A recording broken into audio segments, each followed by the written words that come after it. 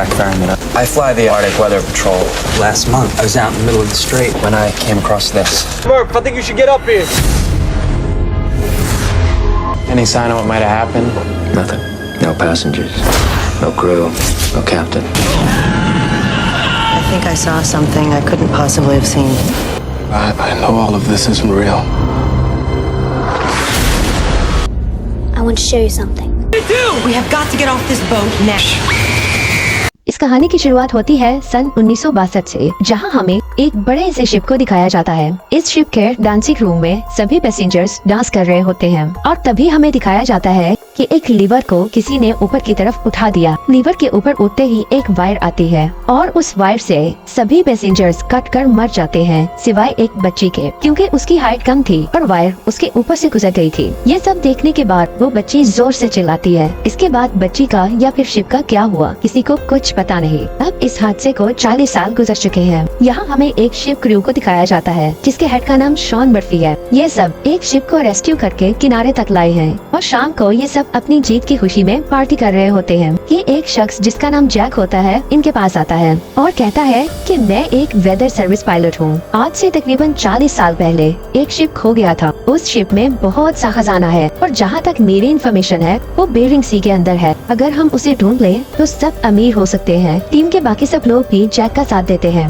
अगले दिन Shawn Murphy और उसकी पूरी टीम इस जहाज की तलाश में निकल जाते हैं। उस जगह पहुंचने पर उन्हें पता चलता है कि यहाँ पर तो कोई शिप नहीं है। वो सब काफी मायूस हो जाते हैं कि बेकार में इतनी मेहनत की, लेकिन फिर इनके स्टीमर के सामने एक बहुत बड़ा शिप आ जाता है और ये वही शिप था जो कि आज से 40 साल पहले गायब हो चुका था, जिसकी तलाश में ये सब लोग यहाँ आए थे। शॉन मर्फी की टीम का एक आदमी जिसका नाम गैरर होता है और जैक जो इन सबको यहाँ लेकर आया था, ये दोनों स्टीमर में रुकते हैं जबकि बाकी सब लोग शिप के अंदर चले जाते हैं। इन सबको एक अजीब सी आवाज सुनाई देती है। ये सब उस आवाज का पीछा करते हैं कि इनकी नजर क्लॉक के पेंडुलम पर पड़ती है जो कि आज तक हिल रहा था, लेकिन जब ये सब उस क्लॉक के पास जाते हैं ये पेंडुलम हिलना बंद हो जाता है। इनमें से एक शख्स क्लॉक को छूने ही वाला था कि बहुत जोर से आवाज आती है और ये सब लोग डर जाते हैं। पास पड़े टेबल पर अपने आप ही वर्ड्स हिलते हैं और लिखा जाता है वेलकम। ये सब लोग और आगे बढ़ते हैं कि इनके एक साथी के नीचे से फ्लोर टूट जाता है। वो गिरने ही वाला था कि मोरीन उसे पकड़ लेती है और ठीक उसी वक्त मोरीन को एक बच्ची नजर आती है और ये वही बच्ची थी जो 40 साल पहले इस शिप में अकेली बची थी, लेकिन अभी भी उस बच्ची की उम्र उतनी ही है। इसका मतलब है कि ये उस बच्ची की सोल है,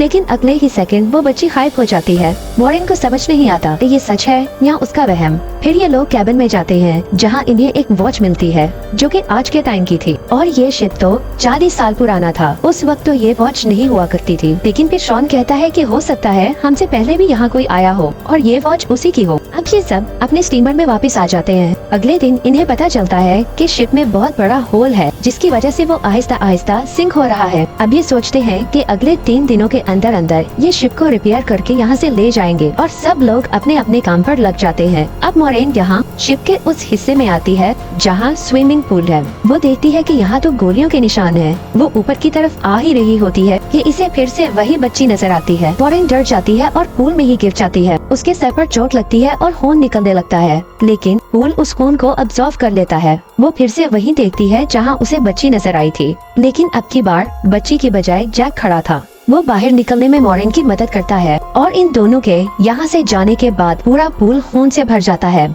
अब ये दोनों एक और जगह पहुँचते हैं। हाँ, मोरेन एक दरवाजे को खोलती है जिसमें से बहुत सारा पानी निकलता है। ये दोनों दरवाजे के अंदर जाते हैं और दरवाजा अपने आप ही बंद हो जाता है। ये दोनों आगे बढ़ते हैं और एक कैबिन तक पहुँचते हैं जहाँ 9 लकड़ी के डिब्बे थे। इनके बाकी साथी भी यहाँ आ गए थे। ये उन लकड़ी के डिब्बों को खोलते हैं। हर एक बॉक्स के अंदर 28 सोने के बार थे, यानी कि सोना ही सोना। ये सब अमीर होने वाले थे। ये सब लोग तय करते हैं कि शिप को यही छोड़ देंगे और सोना लेकर यहाँ से चले जाएंगे। वो ये सारा सोना अपने स्टीमर में ले आते हैं और निकलने की तैयारी में लग जाते हैं और तभी उनके स्टीमर में दिखाया गया कि गैस सिलेंडर अपने आप ही ऑन हो गया और गैस हवा में फैलने लगी है। अब मोरेन को वही बच्ची नजर आती है जो कि उसकी तरफ भागते हुए आ रही थी, जैसे उसे किसी चीज से वार्न कर रही हो, और फिर कोई उसे पीछे की तरफ धकेलता है। तब ही मोरेन का साथी इंजन को ऑन करता है और एक जोरदार धमाका होता है और उसकी मौत हो जाती है। यहाँ मोरेन काफी परेशान थी क्योंकि वो उस बच्ची के बारे में जानना चाहती थी जो उसे बार बार नजर आती है। इसीलिए वो शिप के डाटा में पैसेंजर्स के नाम चेक करती है, जिसमें उसे पता चलता है कि उस बच्ची का नाम केटी है। वो केटी के रूम में जाती है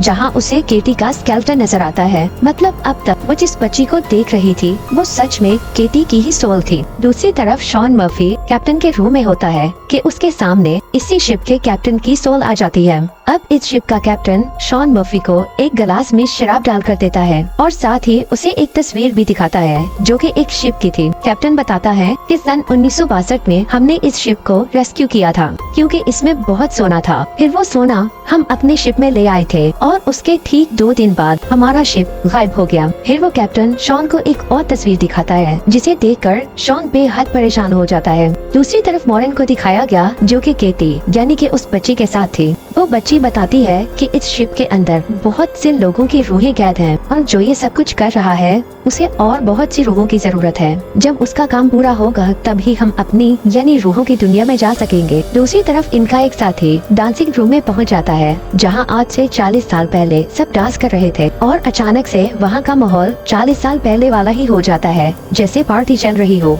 और वहां एक सिंगर भी थी जो गाना गा रही थी। फिर इनके साथी को ट्रैप करके मार दिया जाता है। अब इनकी टीम का दूसरा मेंबर भी मर चुका था। अब इनके बाकी 2 साथियों को दिखाया जाता है जिन्हें बहुत ही मजेदार खाना मिलता है और ये दोनों उस खाने को खा लेते हैं। और फिर दिखाया गया कि ये खाना नहीं था बल्कि कीड़े थे। ये दोनों वोमिट कर देते हैं। अब शॉन मर्फी को दिखाया जाता है। ऐसा लग रहा था जैसे उसे शिप के बारे में कुछ पता चल चुका है। वो जल्द से जल्द इस शिप से निकलना चाहता था। वो मॉरन को ढूंढ रहा था कि अचानक इसके सामने इसका वही साथी आ जाता है जो कि पहले ब्लास्ट में मारा जा चुका था। असल में ये उसके साथी का भूत था जो लगातार उसकी तरफ बढ़ रहा था। अब मॉरन भी इस शिप से बाहर निकलना चाहती थी। वो भी उसी साइड पर आ जाती है जहां शॉन मर्फी पहले से ही मौजूद था। लेकिन अब शॉन को मॉरन की जगह अपना वही साथी नजर आने लगा जो कि मर चुका था, जो कि अभी उसे भी मारने ही वाला था। शॉन अपने उस साथी पर हमला कर देता है जो कि असल में मॉरन थी, लेकिन मॉरन भी उसका पैर जख्मी कर देती है। वो फिर से मॉरन की तरफ बढ़ता है और उसे मारने ही वाला था कि अचानक जैक उस पर हमला कर देता है और शॉन बेहोश हो जाता है। अब जबकि शॉन ने मॉरन को मारने की कोशिश की थी तो ये लोग उसे एक जगह बंद कर देते हैं। इनके बाकी साथी भी वहाँ आ गए थे। अब ये लोग जल्द से जल्द इस शिप को रिपेयर करके यहाँ से निकलना चाहते थे क्योंकि इसके सिवा इनके पास और कोई चारा नहीं था। ये नीचे जाकर शिप को रिपेयर करने लगते हैं। फिर दिखाया गया कि मॉरन अपने एक साथी को ढूंढ रही थी कि एक बार फिर से उसके सामने वही बच्ची आ जाती है।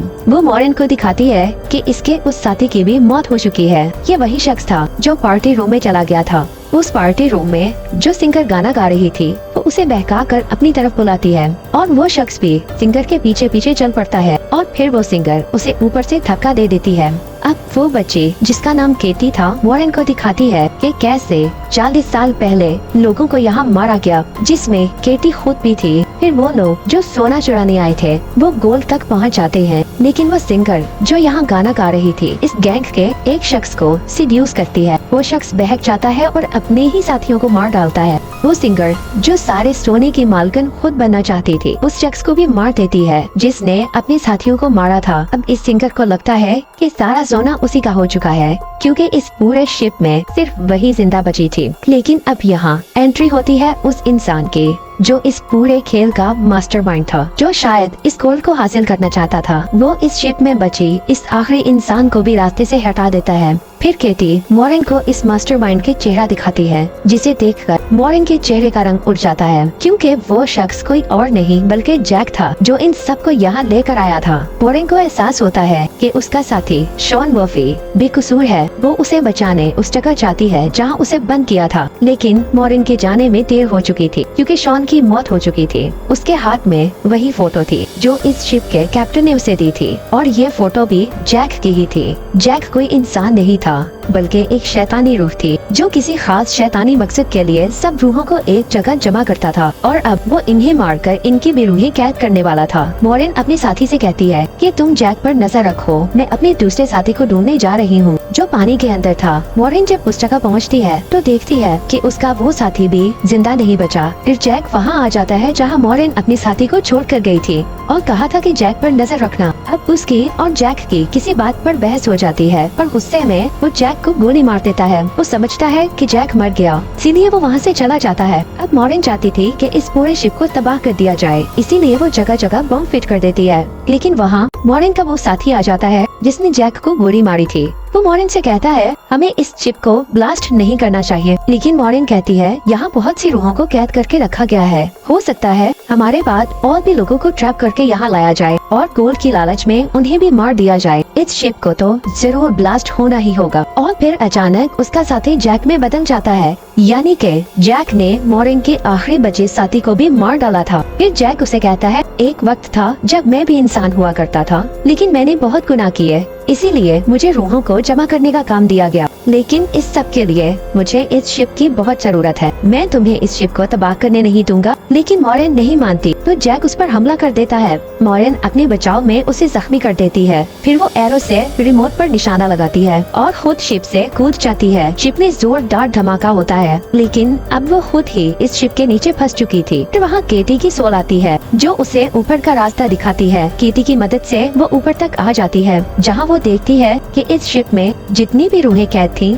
अब वो आजाद होकर अपनी दुनिया में वापस जा रही थीं, जिनमें केटी भी थी। इस शिप में जितनी भी रूहें थीं, वो सब जैक के गुलाम थीं, सिवाय केटी की रूह के, क्योंकि उस बच्चे की रूह गुनाहों से पाक थी। इसीलिए वो बार बार मॉरिन की मदद करती थी और अब मॉरिन ने सब रूहों को आजाद कर दिया था। मॉरिन तैरते हुए एक शिप तक पहुंच जाती है, जहां उसे रेस्क्यू कर लिया जाता है। जब उसे पोर्ट पर लाया गया तो वो अपनी एम्बुलेंस से देखती है कि जैक अभी भी जिंदा है और गोल्ड को दूसरे शिप में ट्रांसफर कर रहा है, ताकि इस गोल्ड की लालच में वो फिर से लोगों को ट्रैक कर सके और उनकी रूहों को कैद कर सके। मॉरिन ये सब देखकर जोर से चिल्लाती है और इसी के साथ ये मूवी यहाँ पर खत्म हो जाती है। मूवी कैसी लगी कमेंट्स में जरूर बताइएगा। लाइक या डिसलाइक आपकी चॉइस है। Thanks for watching.